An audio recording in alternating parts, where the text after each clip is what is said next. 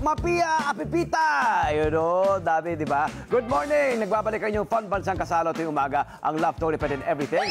Oras na ganap na, ika-11 minuto makalipas ang ika-7 na umaga. Salamat sa patuloy na pagsusubaybay sa atin sa Net 25 Free TV at sa Radyo Aguila DZEZ 1062 Mega Manila.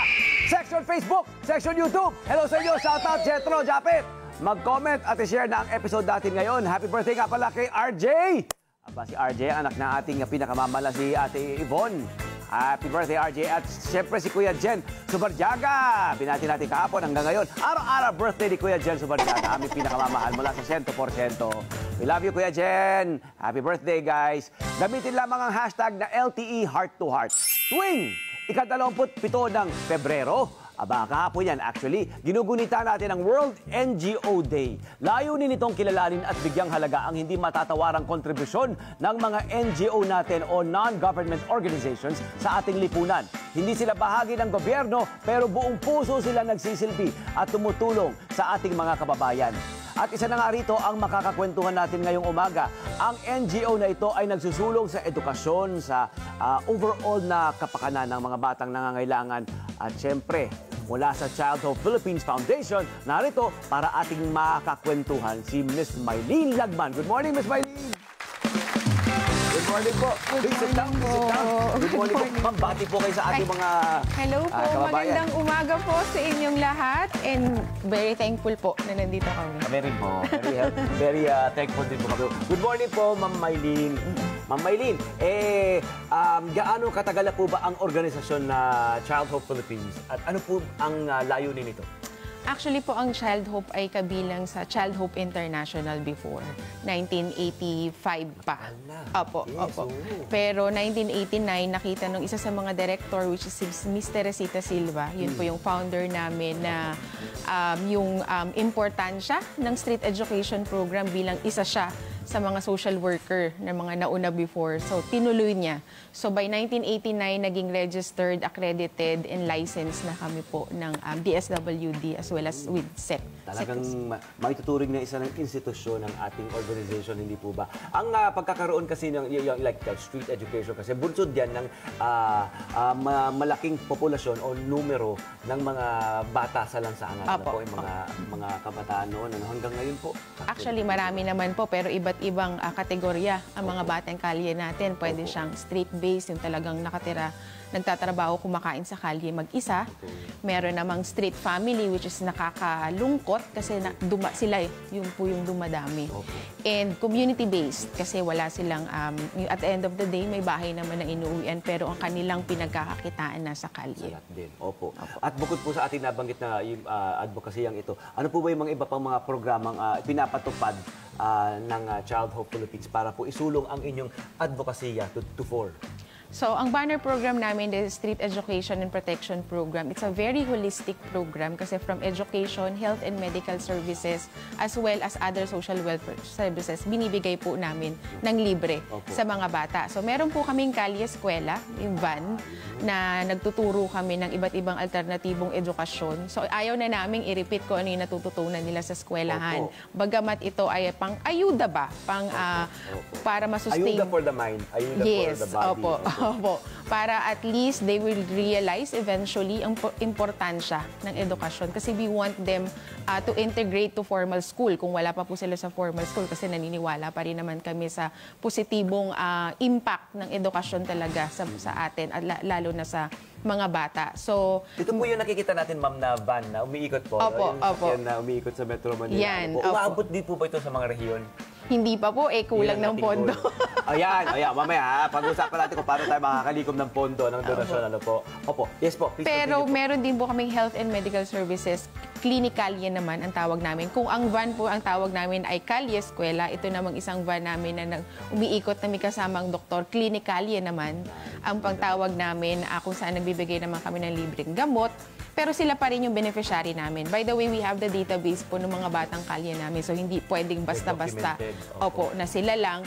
And because we're also accredited by DSWD, may mga reports kaming binibigay kasi kay DSWD. And we have to be consistent dun sa programa namin. In close collaboration po kayo sa DSWD, sa kahit pa pong mga ahensya, yun ang mahusay. Opo, pero ang anong partnership namin with DSWD ay because we're accredited of their agency. Pero may mga iba't ibang network naman, may iba't ibang ahensya naman si DSWD na kung saan kami po ay membro gaya ng ABSNet West Cluster, Manila. Opo. At meron kayong kalenderya. Opo, ang kalendarya Interesting naman po yung is pagbibigay ng mobile soup. It's a Soup kitchen. soup kitchen naman siya. Kasi yun nga, sabi niyo nga po, kung pinapangalagaan namin yung isip ng mga bata, para lang mas maintindihan nila kailangan busog. Ang clinically naman ay para naman sa kalusugan. Kailangan may laman So, ng holistic program po yung True and aming true. program. May Project Bamboo rin po kayong isinusulong. Ito naman po ay para sa aming mga out-of-school youth. O kaya yung medyo may edad na namin na mga bata na we want them to engage naman to income-generating activities. Last option, para magkaroon sila ng ikabubuhay nila sa maayos at marangal na paraan. Miss Mai, sa ngayon ilan po ang mga beneficiaryo natin, mga beneficiaries natin, mga kabataan at mga pamilya? Direct beneficiaries po namin yung mga bata, 500 kids. Opo. So, i-multiply na natin yon na ang more or less 4 members of every family. So, yun. Opo. Sa nagdaang taon, simula sa nagdaang mga taon, simula pa noong 1985, 1989, ang dami na pong natulungan natin. Bumabalik-balik po ba sila? May mga graduates na po. Meron po. In fairness naman po. May mga nagka-graduates kasama na rin namin po. teacher Opo. na naging nagturo muna sa amin. Meron po kami ngayon ng isang staff, accounting staff po namin na nasa amin, na galing lang ng kalye ng Pasay, Baclaran, sa CCP. Ngayon may mga bahay, sila ang may bahay na. Sila ang may bahay, sila nag-pay for share ng pinapasa na nila. Yung mga nakuha Long nila, term nakuha po nila. yung aming programa. Pero ang nakakatuwa lang kasi once na makagraduate sila o maging successful, hindi lang naman po sila ang natatanggal sa kalye, kundi pati pamilya nila. Nagkakatulungan na po. Opo.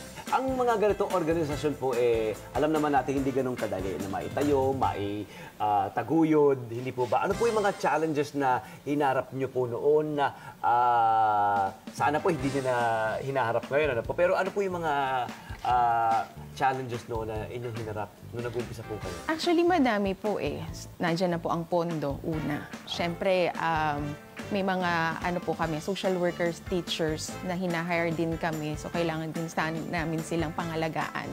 Dahil baka sila naman na maging kalye, di ba? So, dapat naman panangalagaan. Pangalawa po is, hindi lahat ng gusto mong tulungan, gustong magpatulong. Aba, may malaking diferensya. Hindi lahat ng gusto mong tulungan ay gustong magpatulong. So, may mga proseso po kami. Step by step, nandiyan na aming social workers to assess kung ano talaga yung gusto nilang tulong at yung gusto nilang, kumbaga, based dun sa needs nila. Hindi mo pwedeng ipilit na, sige, pumasok ka. Di ba? Sobrang hina nga nung bata. O kaya, yung mga magulang gusto mong pagtrabahuhin o magbigyan mo ng livelihood, karamihan hindi po makapag-aral. So magbibigay kami ng alternative. So may mga treatment plan po na ginagawa ang aming mga social workers para maging successful. Hindi pwedeng i-insist namin yung program namin sa kanila na hindi naman applicable. Oo. At syempre, hindi naman po natin may susulong ito. Hindi tayo makaka-move forward kung wala naman po tayong sapat na pondo para rito. So sa usaping pagbibigay ng donasyon, may ibang paraan po ba para makapag-donate? Paano po kayo nakakalikom ng inyong mga donasyon? Opo. Bilang isang non-profit organization, sobrang hirap. Pero may mga funding agencies naman kung saan kami nagsasubmit ng aming project proposals. Meron po kami mga ginagawang iba't ibang CSR activities kahit paano may mga partners kami, local companies po dito kasi iba yung sa ibang bansa, iba yung dito na meron talaga kaming. And volunteers. Mahalaga po sa amin ang mga volunteers kasi meron kami mga social workers and teachers pero other than that, to develop the skills of our children, parang iba po sa kanila and yung maranasan nila, there's people outside the organizations that helping them and see to it na nagkikare sa kanila, parang mas nai-inspire po sila lalo. And speaking of volunteers po, kayo po ba tumatanggap pa rin po ba ng volunteers? At saka po, ano po ang panuntunan natin para sa mga volunteer?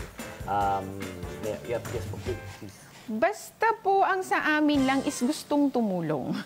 Opo. Not because gusto mag-social media. At saka mararamdaman din po kasi ng bata yon kung sincere sila. Pero madami po kaming volunteers na kailangan na magturo ng iba't ibang skills sa mga bata. Magbigay ng panahon para yung literacy, yung ibang bata namin dahil hindi conducive yung lugar kung saan sila nag-aaral. So, tutorial lang, malaking bagay po sa amin yung mga mag-tutor sa mga bata. Kailangan natin, ano po? Yes. Opo. Ito po bang ating Child Hope, umiikot na rin po sa mga rehiyon? Maaari rin po ba from different regions, mag-volunteer po, maaari po magpunta?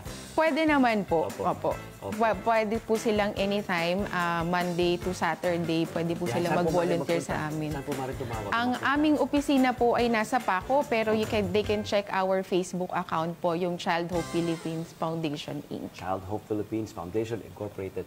Lahat po ng social media sites natin. Lastly na lang po, ma'am, ano pong fulfillment ang nakukuha nyo po sa ginagawa nyo po sa pagiging bahagi ng Child Hope Philippines? For 15 years, yung ngiti lang po ng mga bata. At saka yung babalik sila na magsasabi lang sila na Nay, salamat. At saka yung wala na po sila sa kalye. Natupad nila yung pangarap nila. Palapakan natin sina Miss Mai at saka ang kanyang mga kasamahan at syempre ang Child Hope Philippines Foundation. Maraming salamat po. Maraming salamat po sa inspirasyon, sa pagtulong. Walang sawa, walang mapagkapaguran, walang puyat-puyat na pinag-uusapan o lugar o boundaries, ano po. Opo. Para lang maabot ang kanilang ang ating mga kabataan. Tanggapin niyo po ang aming munting regalo mula sa Miniso. Ayan po. Salamat Thank you po. po. Ayan, thank you po. Thank Maraming you. salamat po. Ayan. Sige, sit down pa, ma'am, kasi tulungan niyo ako ihatid itong ating susunod na panauhin. Up next po, isang eksperto sa usaping heart health naman ang makakausap natin. Kaya dyan lamang kayo magbabalik mo ang Love, Tony Pet and Everything. Maraming salamat. Love, Tony Pet and Everything. Ang Pinoy na may diskarte, handang ibigay lahat.